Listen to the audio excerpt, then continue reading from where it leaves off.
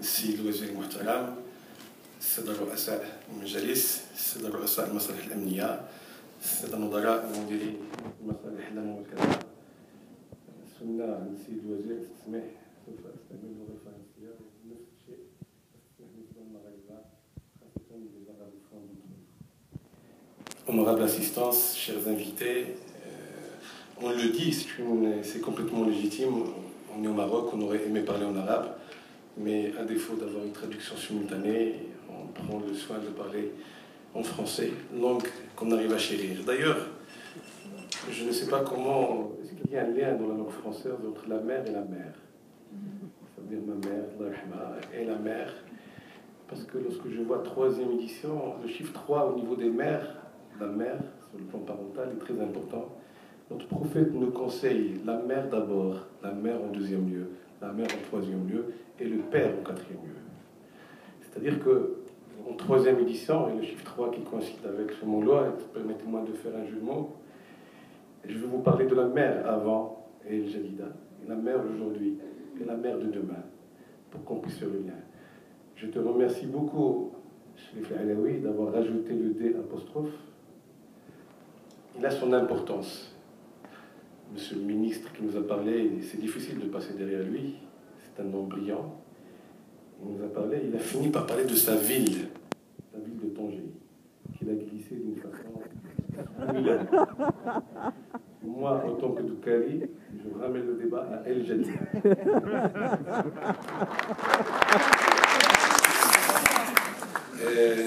La ville d'El Jadida n'a pu exister que grâce à la mer.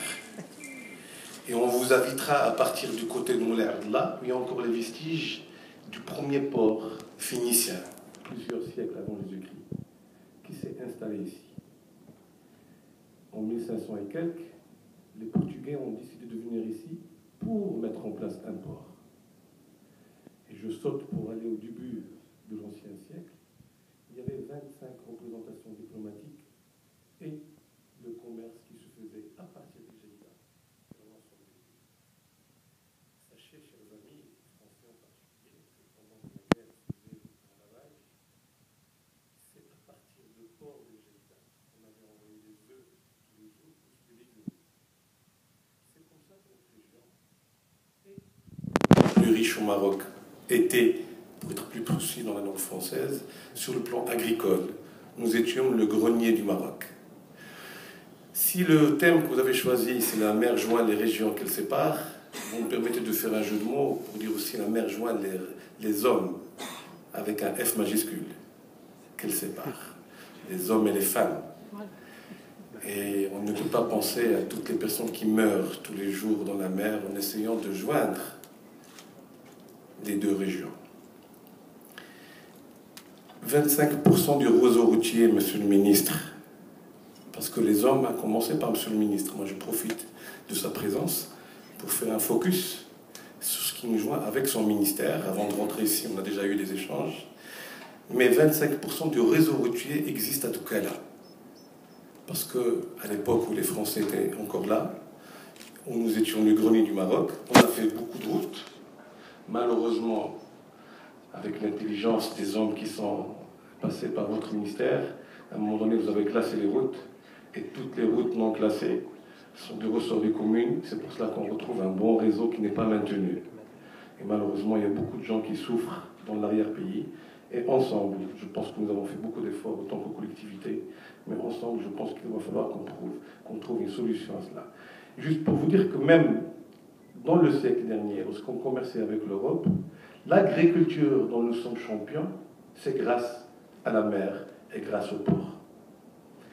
Avec l'arrivée encore du protectorat, la question s'est posée en 1912, il nous faut au Maroc un très grand port.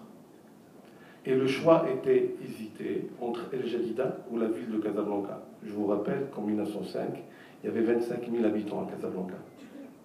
Et je salue au passage Mustafa, qui est le président de l'association de carrière centrale, qui est avec nous, je remercie au passage, il est fidèle à cette rencontre chaque année.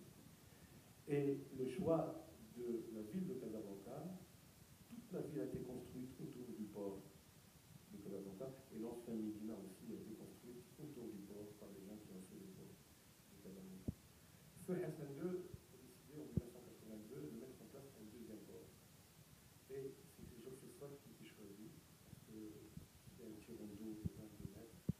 Et le hasard a voulu que, comme un tube en U, toutes les richesses qui ont été faites à Casablanca sont en train de revenir de façon douce, mais de façon extrêmement accélérée.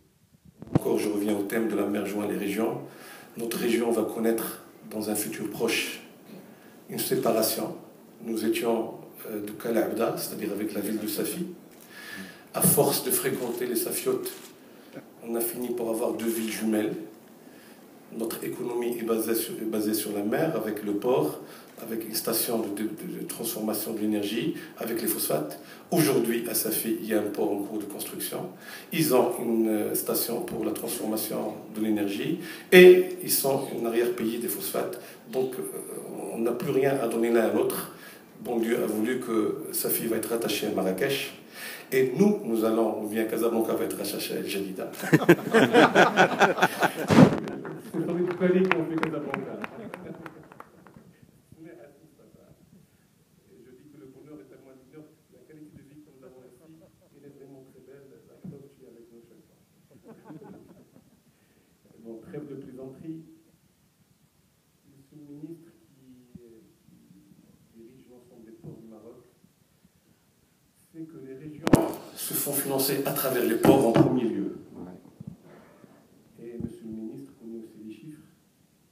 Nous sommes en train de basculer où le port de Georges Phosphate est en train de dépasser le port de Casablanca en tonnage. Nous sommes en train de devenir le premier port du Maroc avec 19,7 millions de tonnes par an. Un chiffre qui va peut-être effrayer l'assistance, mais qui ne ferait pas les responsables, comme c'est dans ce ministre, c'est que dans 3 ans, on va passer à 53 millions de tonnes au niveau du port de Georges Phosphate. Et si jamais on n'a pas une politique